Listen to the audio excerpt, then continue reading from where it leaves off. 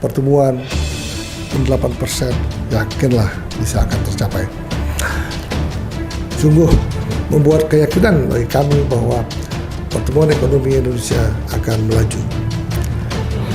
Tentunya dengan kegiatan pembangunan perumahan dengan program 3 juta tersebut, tentunya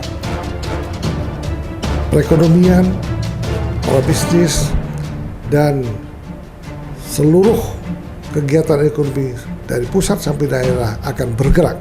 Nah, itulah yang akan bisa menyebabkan pertumbuhan ekonomi mencapai 8%.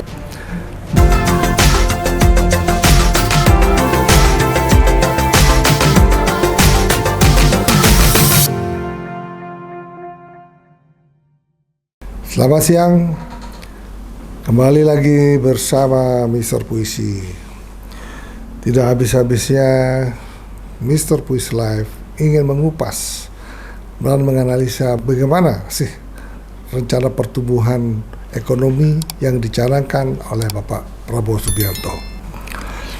Memang kita tidak bosan-bosan memikirkan hal ini karena program pertumbuhan 8% yang dicanangkan oleh Bapak Prabowo sungguh berat sekali. Ketika kita melihat 100 hari kerja Bapak Prabowo, belum ada tanda-tanda yang positif dan cepat untuk bisa merealisasi pertumbuhan yang telah dicanangkan tersebut. Tetapi kita juga masih optimis sekali karena dengan bergabungnya pemerintah Indonesia di BRIC, di mana pasar yang sangat besar ada di negara-negara yang bergabung di BRIC itu, ini merupakan peluang yang luar biasa untuk mensuplai barang-barang ataupun sumber energi ataupun barang-barang yang dibutuhkan khususnya untuk energi dan kelapa sawit, terutama untuk negara India. Apalagi coba nanti kita juga dengar bahwa hal-hal ini yang akan dituangkan, akan diinformasikan juga oleh Bapak Hasyim, di mana Bapak Hasyim itu merupakan utusan khusus energi yang telah ditunjuk oleh Bapak Prabowo Subianto, ingin membantu program Bapak Prabowo Subianto sehingga pertumbuhan 8% itu bisa tercapai dengan mulus. Kita lihat nanti betapa pentingnya pertumbuhan ini, karena tanpa pertumbuhan yang tinggi maka perkembangan dan kemajuan bangsa Indonesia ini akan stagnan.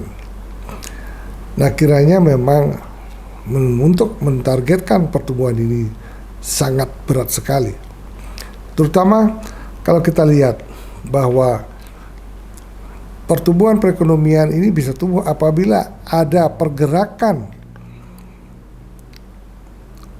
seluruh yang ada di negeri ini, pergerakan investasi misalnya. Investasi dibilang mempercepat pembangunan perumahan, dan salah satu juga investasi untuk SDM, yaitu memberikan makanan gratis untuk para siswa sehingga nantinya para siswa itu mampu menerjemahkan apa yang akan diprogramkan oleh pemerintah dalam menunggu kemajuan bangsa Indonesia di ke depan. Untuk itu marilah kita bersabar sedikit, di mana memang makan gratis ini anggarannya akan didapatkan dari pengencangan ikat pinggang semua program pemerintah, DPR, maupun program-program lain yang ada di daerah.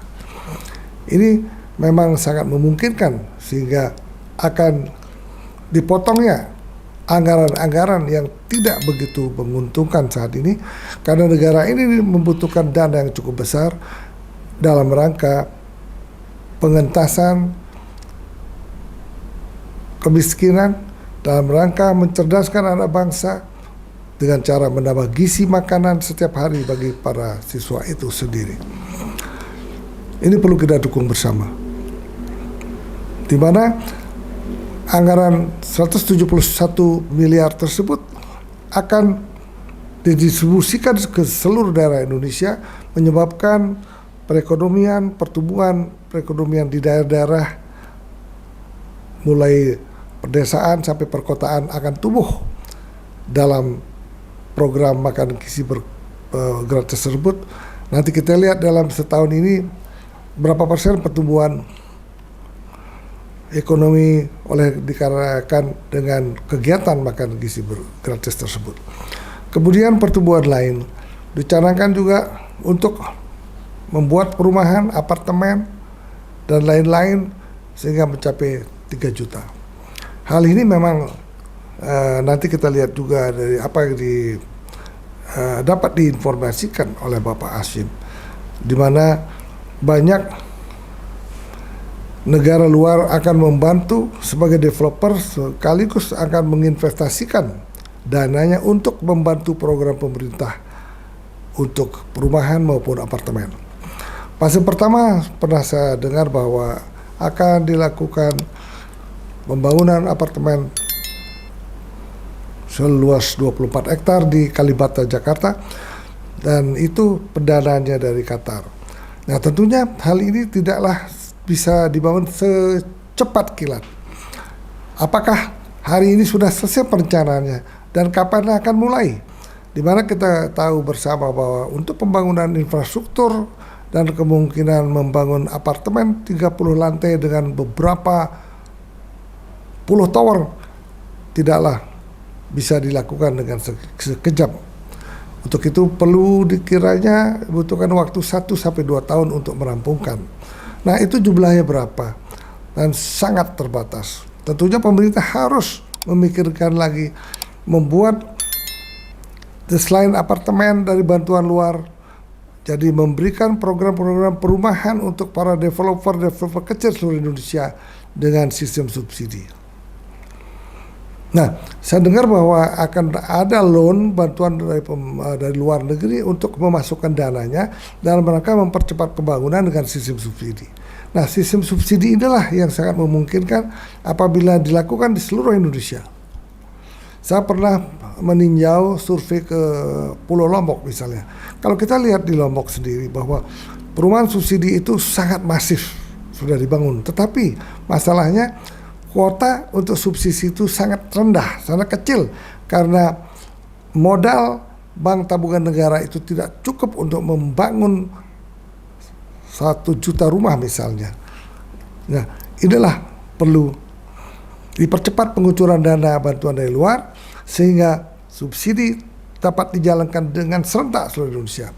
Ya, sesungguhnya bantuan Qatar itu memang mudah-mudahan cukup cepat bisa pelaksanaan pembangunan apartemen tersebut. Tetapi yang paling penting bantuan negara lain untuk menyumbangkan atau memberi pinjaman kepada Indonesia dengan bantuan dana fresh. Tentunya dana tersebut harus dimasukkan ke bank-bank di Indonesia, terutama bank BTN. Kemudian BTN meneruskan program bersubsidi pembangunan perumahan-perumahan yang sangat sudah memasyarakat di seluruh Indonesia. Nah, itu kami bisa lihat ternyata bangunan bersubsidi tersebut sangat memungkinkan untuk seluruh masyarakat memiliki rumah tersebut karena apa? Harga rumah diperkirakan antara 186 sampai 300 juta. Nah, bagi karyawan yang sangat rendah, sangat kecil, kalau tidak diberikan uang muka, artinya bangunan disediakan secara subsidi, kemudian pencicilannya selama 30 tahun, maka di dalam 1 bulan dengan harga rumah misalnya 186 juta bisa dicicil sebanyak 500.000 per bulan. Nah, kalau ini yang dilakukan, saya rasa semua orang akan bisa memiliki rumah. Misalnya 500.000 per bulan dikali 12 bulan. Jadi dalam setahun 6 kurang lebih kan 6 juta rupiah. 6 juta rupiah kali 10 tahun 60 juta rupiah. Kali 30 tahun berarti kan hampir 186 juta. Nah, kalau ini diberikan, percayalah semua orang masyarakat Indonesia mampu memiliki rumah. Nah, ini memang selama ini sudah dilakukan rumah bersubsidi oleh Bank Tabungan Negara di seluruh developer kecil di kota-kota terutama saya lihat di Indonesia bagian timur ini cukup sukses.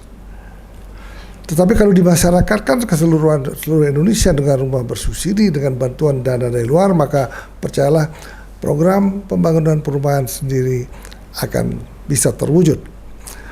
Nah itu mudah-mudahan dapat dilakukan oleh pemerintah mulai tahun 2025 ini.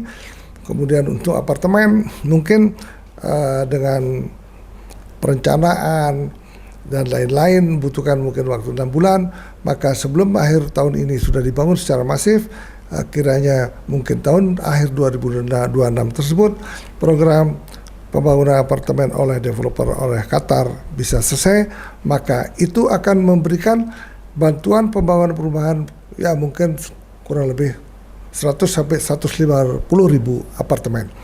Nah itu kan jumlahnya masih sedikit, maka secara masif dibentuklah developer kecil yang sudah ada saat ini yang melakukan atau melaksanakan rumah bersubsidi. Kiranya untuk tahun kedua itu saya yakin 1 juta rumah bisa akan tercapai. Untuk lebih meyakinkan lagi, marilah kita dengarkan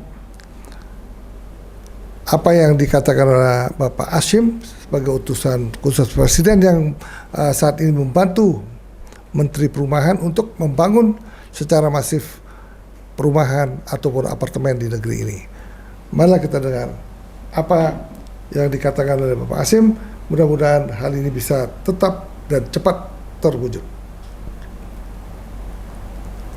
Ada kabar apa nih Pak? Investasi di sektor ESG atau apa yang bisa di-share Pak ke kita Pak? Ada mungkin ada kabar-kabar bagus Pak terkait investasi atau ekonomi. Dari India sebetulnya pihak India sangat tertarik, sangat berminat untuk ikut partisipasi dalam program-program yang akan datang. Ya. Namun mereka juga ada curhat. Mereka juga curhat, ada keluhan. Karena ternyata neraca perdagangan Indonesia-India sangat memadai bagi Indonesia. Kalau nggak salah defisit perdagangan itu mencapai sampai 13 miliar dolar. Itu memadai bagi kita, positif bagi Indonesia. Kenapa? Karena mereka adalah konsumen sawit, ya kelapa sawit dan konsumen batu bara. Ya, batu bara besar, sawit besar. Itu keluhan-keluhannya yang saya sendiri terima. Saya dapat dari Menteri Perdagangan, itu ada imbauan sekaligus ancaman yang saya dapat. Ancaman yang secara diplomatis ancaman, tapi ancaman juga. Kalau Indonesia tidak imbangi dan berusaha menutupi defisit yang besar, India akan cari sumber-sumber lain. Itu yang saya mau buka, ya. Pesan yang juga merupakan ancaman. Tapi setelah saya pikir-pikir itu mereka mau dapat dari mana ya? Ya Pak CT, kelapa sawit kan kita terbesar, ya nggak Pak? Terus mereka mau dapat batu bara dari mana? Batu bara Australia lebih mahal, ya. Batu bara di Afrika Selatan lebih jauh. Ya saya senyum-senyum aja Pak CT. Saya kan utusan khusus ya, saya harus baik-baik kan. Saya mau bertarung sama mereka di depan umum nggak enak ya. So itu, tapi banyak kabar baik, mereka sangat mereka sangat hormati kita. Ya, pemerintah India sangat menghormati kita.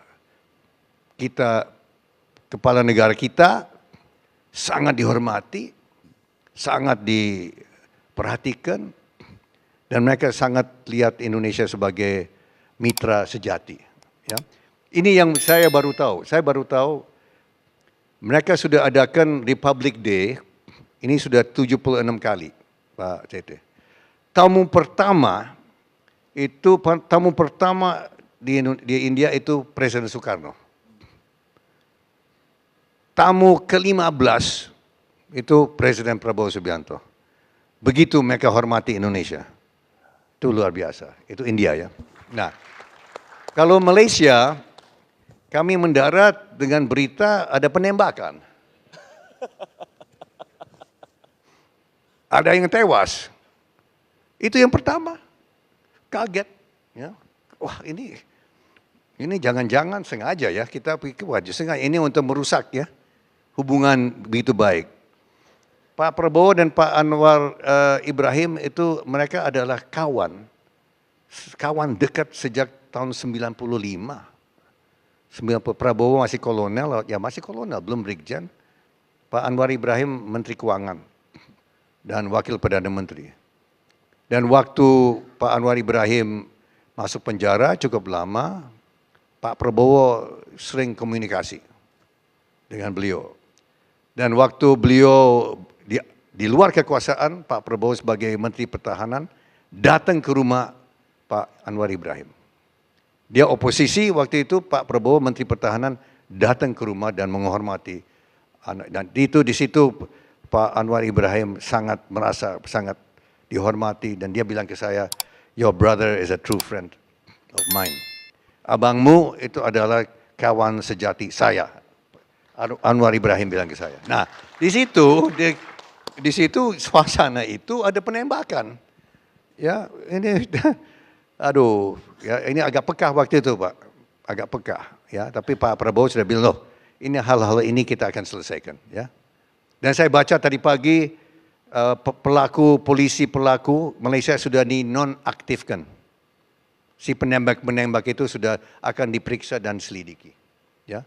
So itu, kalau Malaysia saya kira memperkuat dan mempererat dan saya kira hal-hal seperti itu tidak ada hal seperti yang baru. India juga, tapi ini menunjukkan bahwa begitu, saya berbangga Pak Wahyu. Saya kemana-mana saya merasa bahwa Indonesia ini kita tidak ada musuh. Kita Indonesia tidak ada musuh manapun Pak CT. Kawan kita banyak. Indonesia nggak ada musuh. Betul-betul nggak ada musuh. Kalau India, musuh dan calon musuh ada. Persis di sebelah. Ada Pakistan dan ada China. Ya, Indonesia kita sebagai pengusaha ya Pak CT ya, kita nyaman di sini. Ya, kita nggak ada ancaman dari luar. Saya kira itu saja. Ya.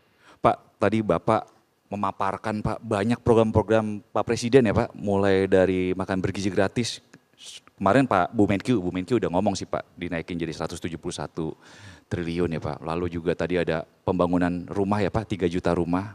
Lalu ada juga tadi mau membangun pembangkit listrik yang hijau ya Pak, green, 73 gigawatt. Pertanyaannya, duitnya dari mana nanti Pak? Apakah itu bakal dicari dari investor atau seperti apa Pak? Oke, begini. Untuk makanan gratis tambahan 100 triliun, Pak Prabowo ambil dari anggaran yang dipangkas. Dipangkas 306 triliun dan sebetulnya lebih besar. Lebih besar lagi, karena ini tidak termasuk dividen dari BUMN. Ini tidak termasuk dividen dari BUMN. Kalau tidak salah 170 triliun kalau tidak salah. Tapi kembali ke BUMN berapa dan tetap ditahan oleh pemerintah cukup besar. So itu Pak Prabowo menyadari bahwa kalau uang itu dipangkas, ditarik dan tidak dikucurkan ke ekonomi, ini pertumbuhan ekonomi kan melambat. Ya. Prabowo ada keuntungan satu Pak CT. Prabowo adalah anaknya seorang guru besar ekonomi.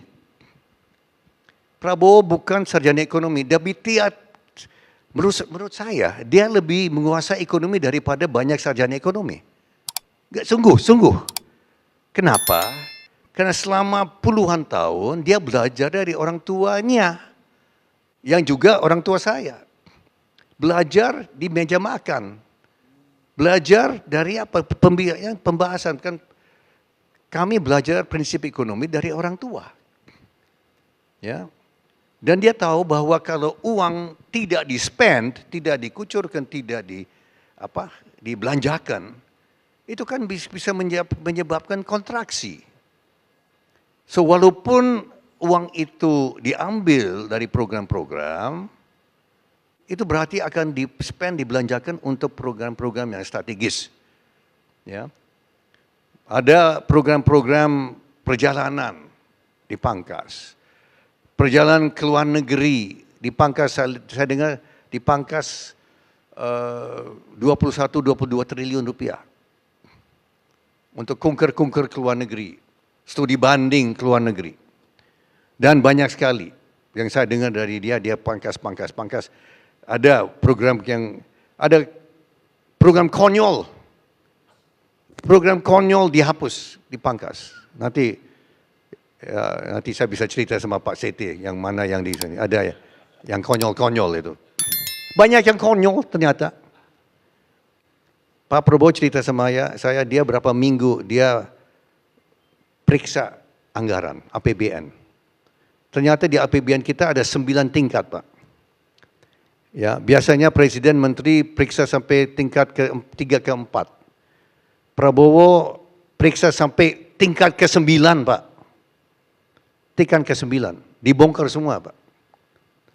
Nah, dari itu 306 triliun, 100 triliun itu dari yang untuk makanan gratis itu dari 300. Ya.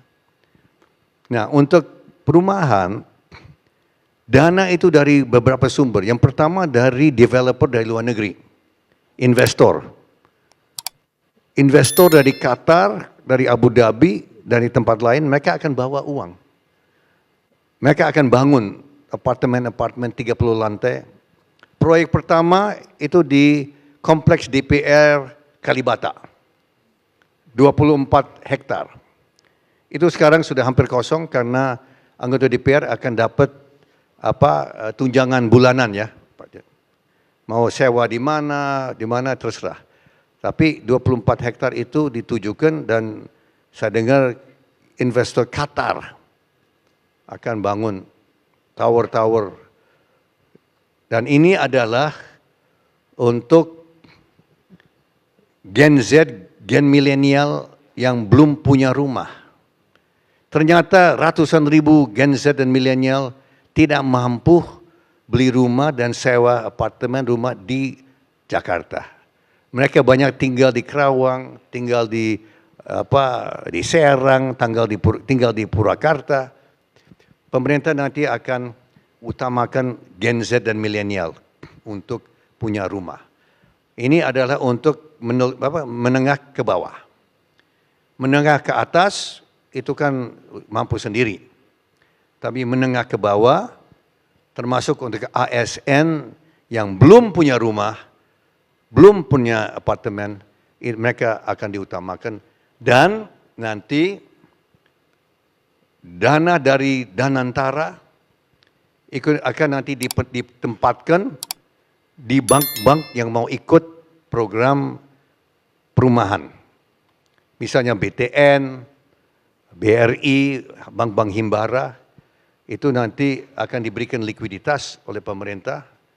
Dalam hal ini Danantara saya dengar akan nanti tempatan-tempatan ada deposit-deposito, penempat maksudnya penempatan untuk nanti biayai ya mortgage 20 tahun jadi 30 tahun. So ini dari likuiditas dalam negeri yang besar, BPJS, LPS, Bakti. Indonesia sesungguhnya kita punya likuiditas luar biasa. Ratusan triliun Pak CT. Tapi selama ini tidak digunakan oleh real economy. Saya kira Pak CT udah tahu itu ya. Ya, so ini kita mau pakai dana itu untuk investasi-investasi yang berguna. Housing, rumah, real assets. Ya.